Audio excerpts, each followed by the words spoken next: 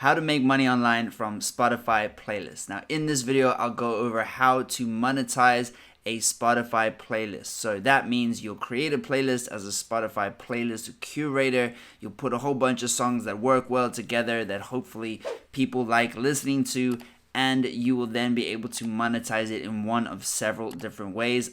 Go over those ways in this video. Now, quick disclaimer, this is not easy. To get organic listeners and people to really like your Spotify playlist, you are gonna have to do quite a bit of marketing, quite a bit of grassroots promotion of your playlist, and that doesn't mean that you can spam your link, you can do follow for follow. That stuff doesn't work, and in the long run is not gonna make you any money from your Spotify playlist. Make sure you stick around to the end of the video so that you have a really good idea of all the things you should be doing to make sure that your Spotify playlist makes you a whole bunch of recurring revenue going forward. You don't want to put all the effort into a Spotify playlist now and then do something that's going to jeopardize that. So by watching this whole video, you'll make sure that you're perfectly primed to succeed with a Spotify playlist. Now, I'm sure if you're watching this, you already know what a Spotify playlist is because, you're live and they're everywhere. So it's really important that when you're creating or starting out as a curator, that you're doing it because you have a passion in it. For example, if you do not like rap music, don't make a rap playlist necessarily, because you might not be the perfect person to be doing that.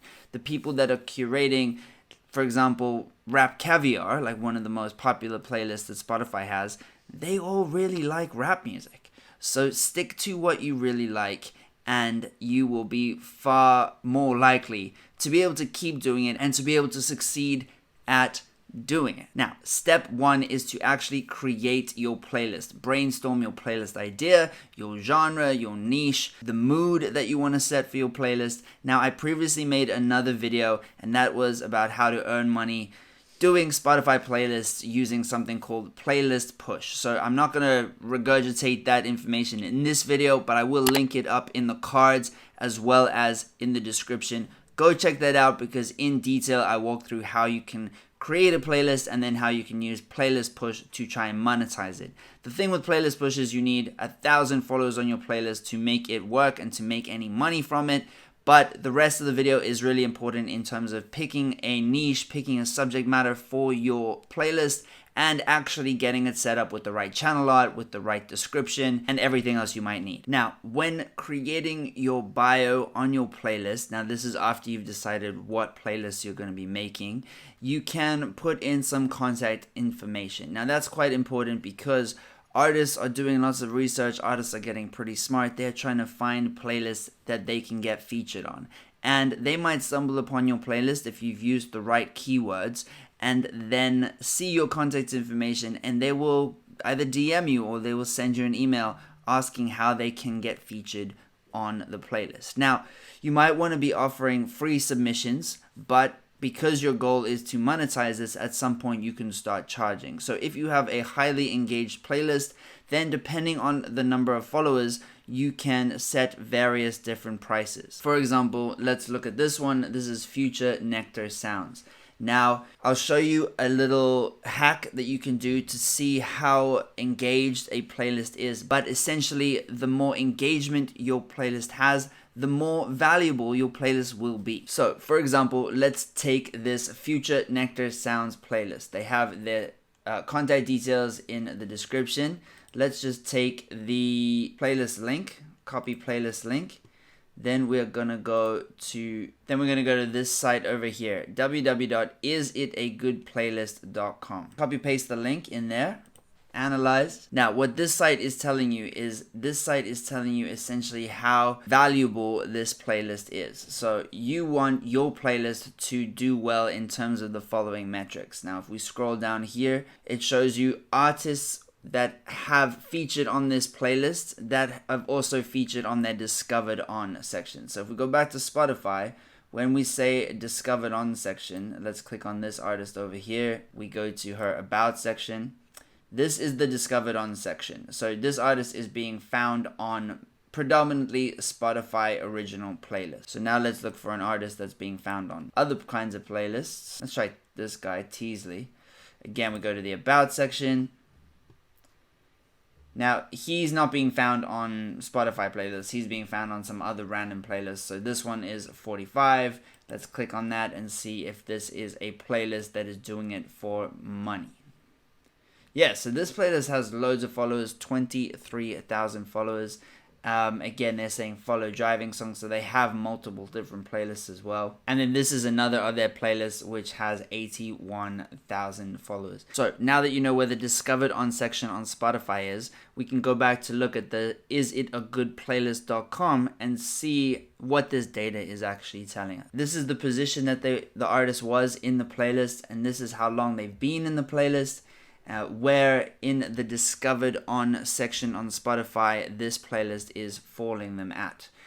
So for example, for this artist, it's falling them at number 2 on the playlist, and the artist Laurentis has almost 4,000 monthly listeners, and that's 5 days. So we could go to this artist Laurentis and see what other platforms he's on, because it's number 2, so that means maybe his number 1 is a huge Spotify original playlist, and that might be generating most of his streams. So let's just go double check that. Okay, so you can see on Laurentis that playlist Future Nectar Sounds pops up as number 2 in their discovered on section. So that makes it seem like this playlist is actually pretty legit, because Laurentis is getting 4,000 monthly listeners. He's getting quite a few streams on that song. So yeah, it's a pretty solid playlist. Now, why am I showing you how to do this? I'm showing you how to do this because artists are figuring out how to decipher whether a playlist is good or not, whether it is worth the artist's time and money to try and get on that playlist. So if you can prove to potential artists, hey, this playlist is good, by getting you in the top 10 songs on our playlist, you are likely to see this many monthly listeners. That is a strong selling point, and that is how you're going to determine your rates, how much you are going to charge artists to be featured on your playlist if you decide to do a pay-for-play model. So the pay-to-play model is essentially where you are directing artists in your bio on Spotify either to an Instagram or to an email address. The artist gets in touch with you. They ask you how much it costs to feature on your playlist. You give them a price. There can be some negotiating between yourself and the artist, and you come to some arrangement. And maybe you're charging $20 to feature on the playlist. Maybe you're charging $15. Maybe you're charging $20 to feature in the top 10 for the first week, and then another $10 to drop out of the top 10 but still be featured on the playlist indefinitely. So you can offer all these types of tiered pricing to the artist, and then it's just a negotiation. However, you have to demonstrate your value. You have to demonstrate that your playlist is engaging, that the artist is likely to get some kind of streams from the playlist, and preferably targeted streams. So that comes down to how you create your playlist. If you create a genre-specific playlist, it's far more likely that the artist is going to see value in it, because an artist, let's say a hip-hop artist and a metal artist and a classical artist and a pop artist, they probably shouldn't all feature on the same playlist, because the types of people that listen to those different genres vary wildly. Someone who loves hip-hop might not be a huge fan of country music. Just to say, for example, we're not talking about Lil Nas X here, right? So it's important to really put some thought into what type of playlist are you going to make. Are you going to make a genre-specific playlist? Are you going to make a playlist for a specific mood? Maybe like sad songs, or best workout music, or combine genre and mood. Best hip-hop tunes for the gym. Classical music for sleeping. Those kind of things. So keep those in mind as you create your playlist, because that'll determine how much value you can provide to an artist. And basically the artist wants to know that people are going to be listening to their music, and not just anyone is going to listen, that the right people are going to listen. Now, another way that you can try and monetize your playlist is by having a Patreon or a membership site. So that playlist that we talked about earlier, the Future Nectar Sounds, they do have a Patreon. So if we go to their Patreon here, you can see that just a supporter will be donating £1 a month, a artist would be donating £2 a month, and then the artist plus one is £4.50. Now, I would think that the most likely people to be funding a Patreon like this would be artists. So let's assume that most of the people are in the £2 category.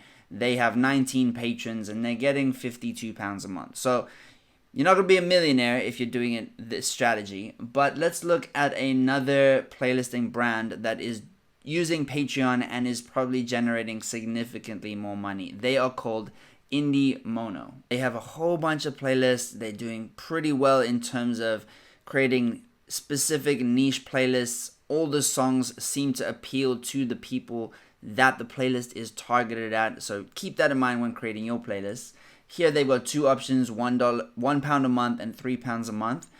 And they have over 1,000 patrons. So that's pretty impressive for a two-person operation. Let's again assume that most of the people that are contributing every month are artists. So yeah, let's say 1,000 people at £3 a month. So likely that's £3,000 a month, which is more than junior doctors earn and many other professions earn in the UK. So these guys are doing very well for themselves. But now also put yourself in the mindset of the artist, of the musician that would be funding someone like Indie Mono. You're paying £2-3 a month, but you have a higher chance of getting featured in one of their playlists. Now, you can also get featured in an Indie Mono playlist. Let's go to their website. They have submit music pages on their website. Now you could do a regular submit music section and that you can submit that for free, but there's a lot more competition. So they're saying, oh, you could also become a patron, pay £3 a month, and then get priority access. We'll guarantee that we'll listen to your song first.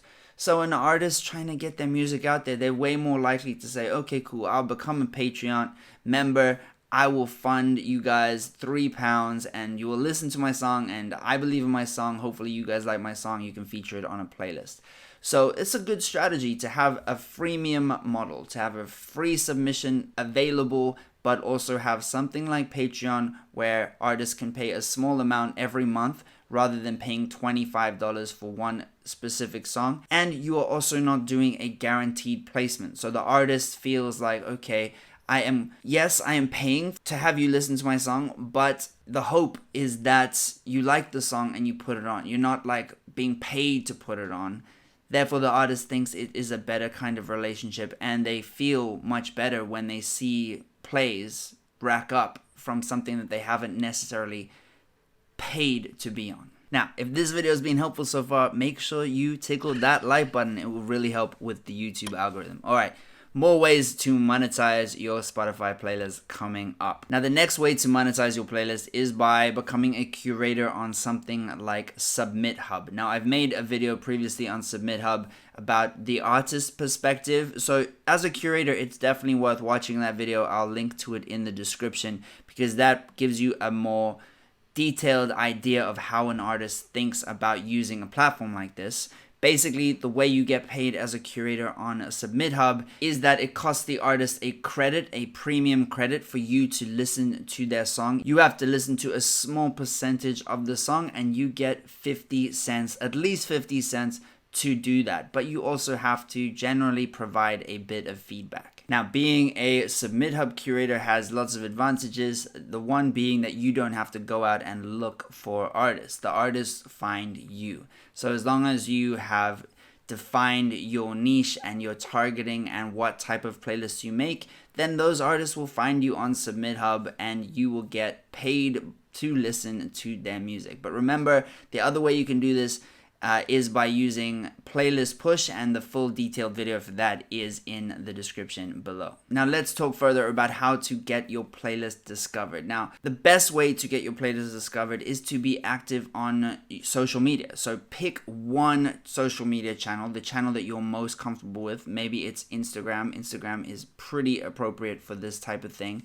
And really put your effort into growing that social media platform. If you feature a new artist in a playlist, make a cool little graphic, tag them in there, tag their manager in there, tag their agent in there, and tag them in your stories. That can hopefully lead to some more organic growth because they might repost the story or they might share the feed post and more of their fan base will see it. You want to do your best to try and get the artist to link to your playlist, because that way some of their fans might help grow your playlist organically. Swipe up ads in Instagram are pretty helpful as well, because you can figure out the audiences that will most likely like your playlist who also have Spotify. You can do that with Facebook's audience insights targeting.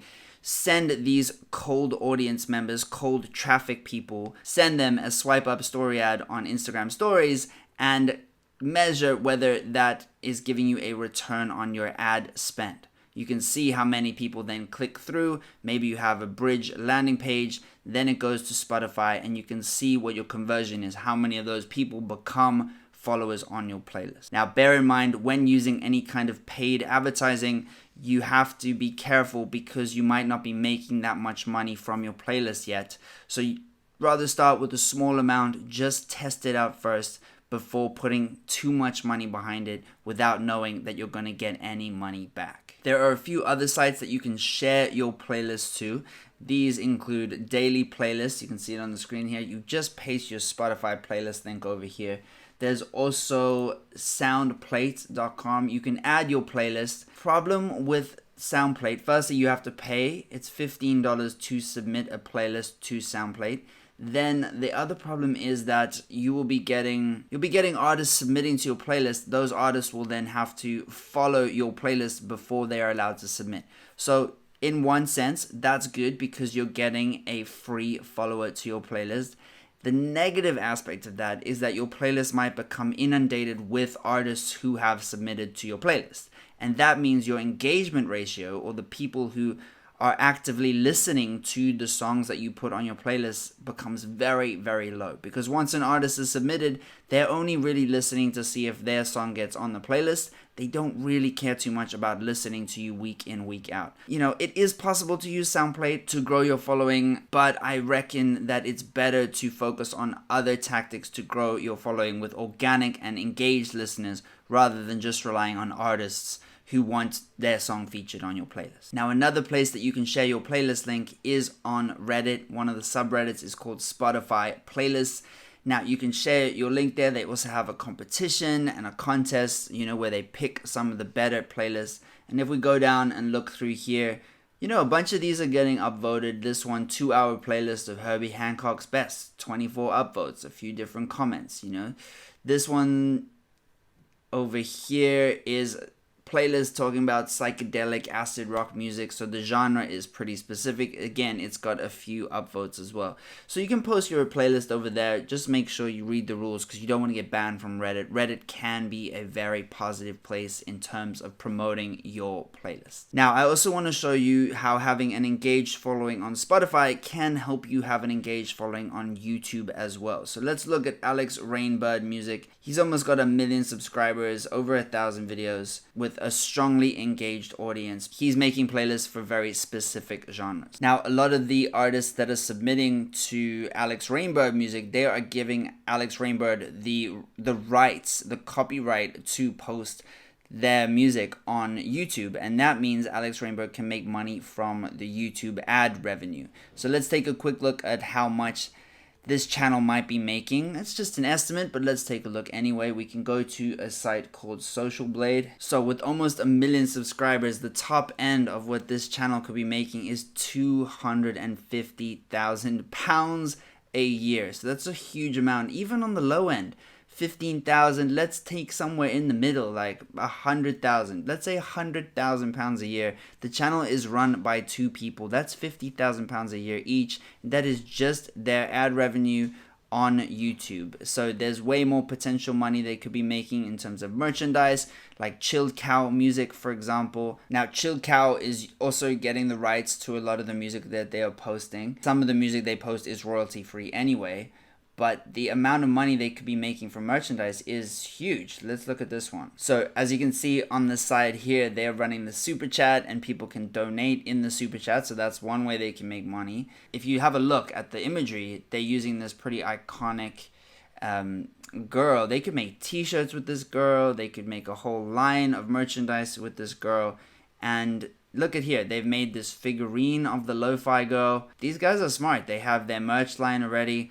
And that's the point that I was going to in the beginning. If you make playlists, and if you set out to establish a brand around what you're doing, then you can think about having certain types of artwork, certain types of recurring characters, and build a brand around that, because you can monetize that with merch. And if you get permission from the artists who are submitting to your playlists, and as you grow your Spotify playlist, get more engagement, you can also monetize another social media channel like Instagram or like YouTube. And as I showed you, Alex Rainbird is making well over £100,000 a year through AdSense on their YouTube channel. So if you go about creating a playlist the right way, yeah, it's super hard work. It will take you a long time. So if this video was helpful, make sure you smash the like button. I hope I gave you loads of tips on how to start and monetize a Spotify playlist, and to become a curator on other social media platforms for music as well. Now make sure you watch this video about how to earn money listening to music online with Playlist Push. Subscribe, and I'll see you in the next one.